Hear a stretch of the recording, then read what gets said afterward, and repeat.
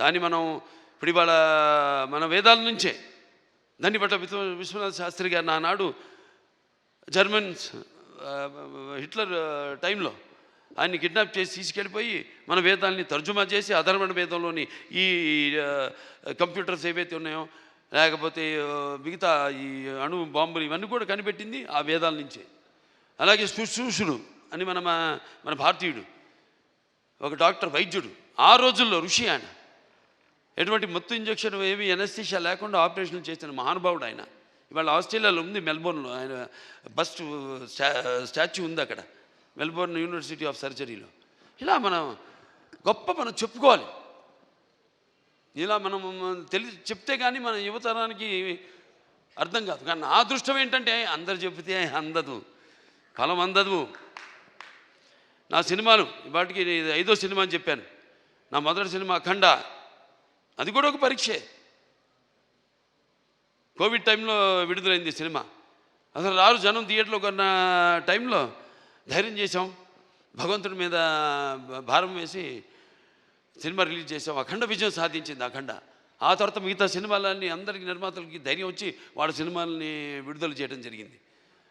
ఆ తర్వాత నేను చేసిన వీరసింహారెడ్డి అయితేనేమి, లేకపోతే దాని తర్వాత నేను చేసిన నెలకొండ భగవత్ కేసరి అయితేనేమి, డాకు మహారాజ్ అయితేనేమి, ఇప్పుడు ఈ అఖండ, తాండవం, ఇన్ని 5 విజయాలంటే నా విజయాలు అనుకోను.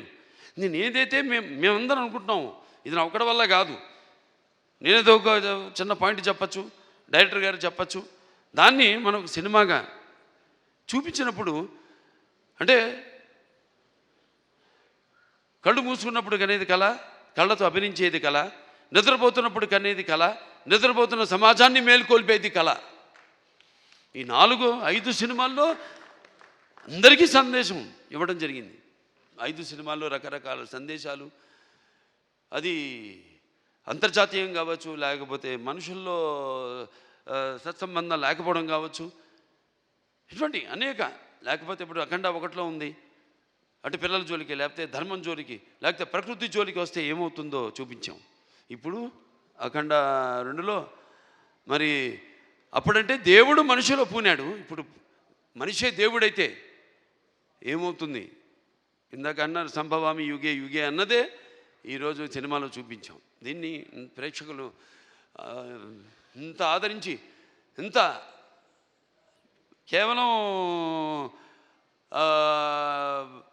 ఇండివిజువల్గా ఒక్కొక్కరు వ్యక్తిగతంగా వెళ్ళి సినిమాలు చూడటం కాదు. ఇవాళ మా అందరూ కలిసి కుటుంబ సమేతంగా, సకుటుంబ సపరివార సమేతంగా అందరూ ఈ సినిమా చూసి, అలాగే పిల్లలు కూడా తీసుకెళ్ళి ఈ సినిమా చూపించి వాళ్ళకి కొంచెం మనం ఏంటి, మన మూలాలేంటి, మెయిన్గా మన సనాతన హైందవ ధర్మం ఏం చెప్తుంది అంటే, మన సనాతన ధర్మం యొక్క, సనాతన హైందవ ధర్మం యొక్క శక్తి, దాని యొక్క గర్వం, దాని యొక్క పరాక్రమం ఏంటో చూపించిన సినిమా అఖండ తాండవం.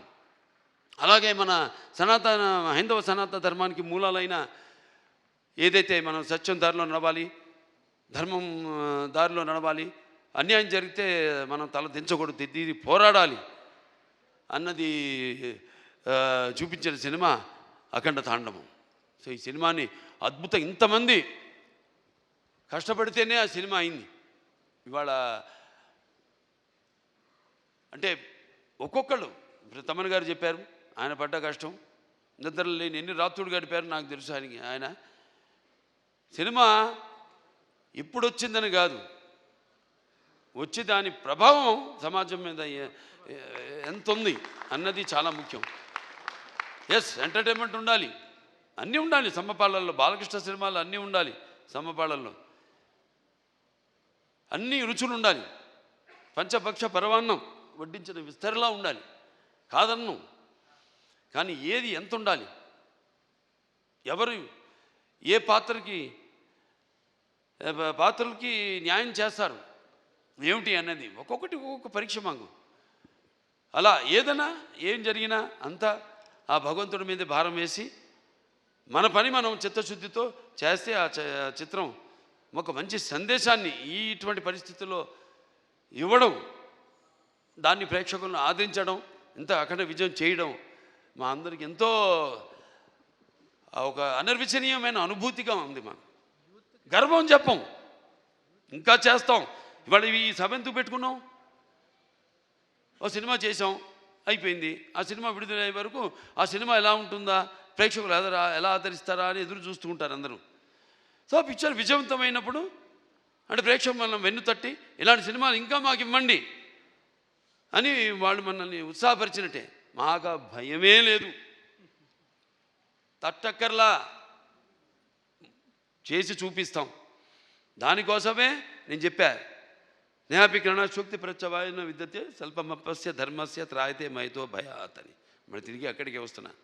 సరే, ఏదైనా ఈ సినిమా కష్టపడిన వాళ్ళందరూ కూడా నా కృతజ్ఞతలు చేసుకుంటూ నా అభినందనలు, వాడికి నా అభినందనలు, అలాగే ప్రేక్షక దేవుళ్ళందరూ కూడా ఈ సినిమాని ఎంత అఖండ విజయం చేసిన ప్రేక్షక దేవుళ్ళందరూ కూడా నా కృతజ్ఞతలు తెలియజేసుకుంటూ, ముఖ్యంగా దిల్ రాజు గారు దిల్ రాజు గారికి, మన మ్యాంగో రామ్ గారికి, అలాగే మన రిలయన్స్ శ్రీధర్ గారికి, డాక్టర్ సురేందర్ గారికి, కొబ్బరినేని గారికి, అందరికీ వాళ్ళు పడ్డ శ్రమ ఈ సినిమా విడుదల కావడానికి అంటే దేవుడు పెట్టే పరీక్ష అది. దీనికి ఏమీ మేము, ఎందుకంటే మీరు ఇచ్చే అఖండ విజయం ఉంది, ఇది ఎంత ఆఫ్టర్ ఆల్ నథింగ్. నా తల్లి గారు విజయలక్ష్మి సుందరం గారు పాత్ర చెప్పక్కర్లా. ఎందుకంటే కొన్ని పాత్రలు నేను చెప్పకూడదు అక్కడే, ఎందుకంటే ఆ పాత్రలు నేను చెప్పేదానికంటే గొప్ప పాత్రలు సినిమాలో. ఆ శివుడే వచ్చి ఆ చితికి నిప్పంటిస్తే స్వామి అని పలకరించి అద్భుతమైన సన్నివేశం ఒక్కటి కాదు ఆ సినిమాలో, అన్ని అద్భుతమైన సన్నివేశాలు ఇందాక చెప్పాను నేను. సో మనస్ఫూర్తిగా అందరికీ ఇక్కడ నా టీం వాళ్ళందరూ కూడా, రామలక్ష్మణ హాస్టల్కి అయితేనేమి, లేకపోతే మా కళ్యాణ్ చక్రవర్తి గారు, కాసాల శ్యామ్ గారు, అలాగే మన నాకు గురునాథ్ శర్మ గారు, అందరికీ, మా డాన్స్ మాస్టర్లు శేఖర్ గారికి అయితేనేమి, భాను మాస్టర్కి అయితేనేమి, అలాగే వాళ్ళ గాత్రం ఇచ్చిన సర్వేపల్లి సిస్టర్స్ అయితేనేమి, లేకపోతే సౌందర్య సిస్టర్స్ అయితేనేమి, కృష్ణ గారు అయితేనేమి, సౌందర్య గారు అయితేనేమి, గంగాధర్ గారి గురించి, కొందరి గురించి నేను అన్నాను. నేను చెప్పేటంత వాడిని కాదు, పాత్ర అయినా కానీ సినిమాలో ప్రత్యక్షంగా అయినా కానీ నేను అంత పెద్దోడిని కాదు. మా వాళ్ళ గురించి మాట్లాడాల్సిందంతా ప్రేక్షకుల గురించి అంతే. అదే ఈ సభకు ముఖ్యంగా ఇవాళ జరుపుకోవడానికి, ఈ పండుగ జరుపుకోవడానికి. సో ప్రేక్షకుల దేవుళ్ళందరికీ మరొకసారి నా ఈ ఇంత అఖండమైన విజయాన్ని మీకు మీరు దక్కించుకున్నందుకు, మీకు మీరు ఇచ్చుకున్నందుకు మీ అందరికీ నా అభినందన తెలియజేసుకుంటూ నేను సెలవు తీసుకుంటున్నాను.